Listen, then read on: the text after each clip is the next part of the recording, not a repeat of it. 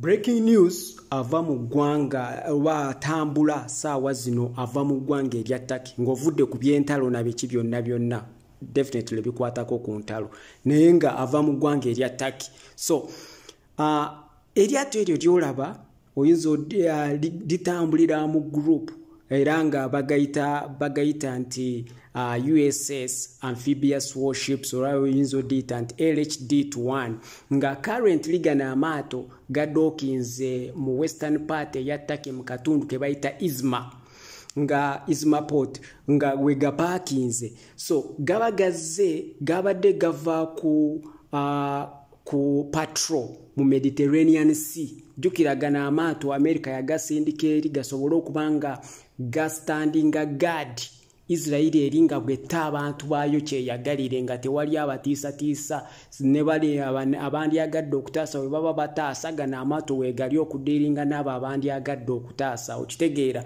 kiringa okugamba nti Israel eri mu kukwata mukazi US eyimiridde ku mulyango yeekuuma nga Israel weesobya ku mukazi kati ekyo kye kigenda mu maaso awo. That is the logical explanation for that.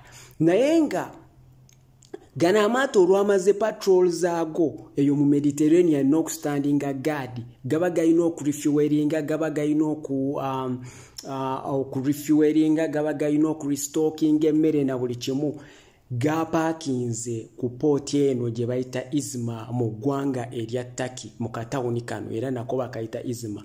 Kati mu katawuni kano mwabaddemu abeekalakaasa aba ceasefire nga wobimanyi naye abamarine babiri Amerika balowoozezza nti kya bugezi okuva kuli n'eryato bagende mu katawuni ako babeeko ne bye bagula oba bakole tourism oba biki we bagwiridde kuba n'abantu abeekalakaasa ne babarecognizinga ne babayoola. Olw'abayodde babambazizza kyoyinza okuyita hood oba kyoyinza okuyita ekikutiya ekyeru ku mutwe. Bino nga bwolaba nga we bye bambaza abatujju. Tuckey ne Amerika bayina story yaabwe ku kino ekikutiya. Story yaabwe ekwatagana ku kiwe ekikutiya ky'okubambaza Abamerika be baba bakutte kino ekikutiya ku mutwe.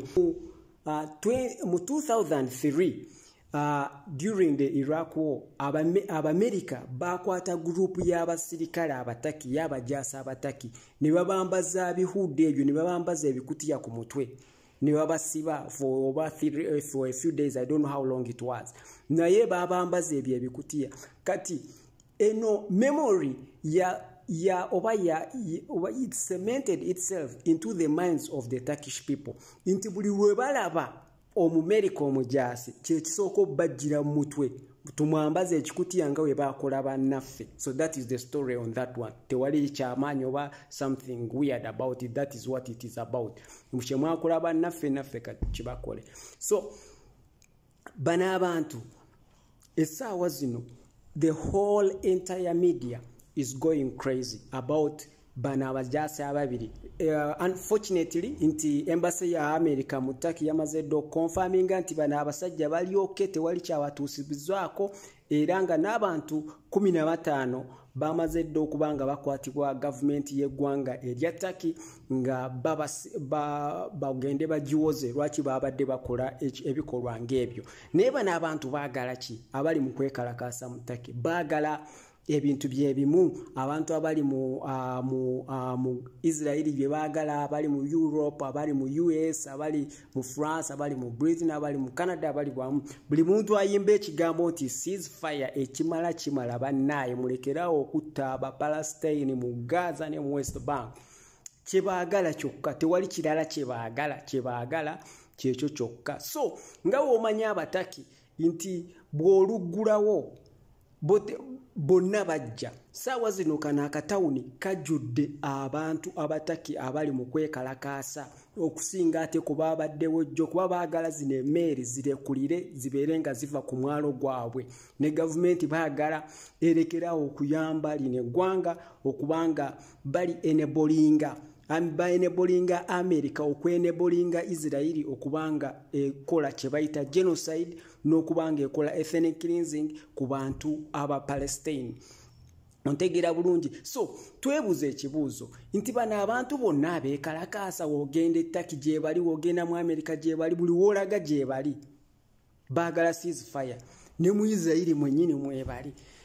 Kyogamba bonna bawagira abatujju Bahamasi, kyogamba n'abatujju abagamba katubakube rocket paka bwe munagamba ceasefire, bwe munateekawo nti tetwagala ceasefire. Kyogamba nti abatujju n'abantu bonna nti bonna babi. Okay, let's say babi. Tugende ku democracy gye bagamba. What is democracy? For the people, by the people, okay? The majority, in democracy, the majority win. The majority be basinga. Weba wa kalulu, besimbyewo, abasinga osinga obululu obulungi yawangula. Essaawa zino, government ezitulamu abantu abatinitini all around the world. Baganya okuwuliriza the majority of the whole world, which the majority are saying baagala olutalo wakati w'eggwanga lya Isirairi. Baagala ekitta abantu, si lutalo kino kitta abantu, baagala ekitta abantu. Isirairi kyekola ku bantu aba Palestine kikome. So, which means the governments have become dictators. Bali mu kuterrorizinga abanansi baabwe. Mu kifo ky'okubawuliriza batandise kubaterrorizinga, babawamba, babakuba, babakola buli kimu, babasiba, so that Israel etuukirize ekitta abantu kyayo. You can imagine that. Right now, emitwalo egisukka mwena ejaba Palestine gifudde nga abasinga abaana n'abakazi. Naye bawambye buwambi ba Palestine ba Amerika babiri. Tewali na kye babadde. Okitegeera.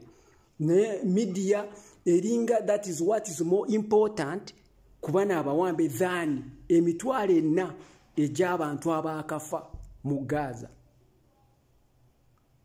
Oba ebikolwa eby'ekitujju eggwanga lya Israel byerikola. Kino mbu kye kiri important ekyokukwata wali Abamerika babiri abali mu ku enablinga ekitta abantu ekirye ne babambaza ebikutiya. That is where the world has gone. Government zeefuulidde abantu baazo tezikyabasavinga wabula zibaterrorizinga all worldwide. Now, the terrorists bebayita abatujju na the public majority are the good guys. The governments who are the minority are now the terrorists because they are terrorizing the majority to make them shut up.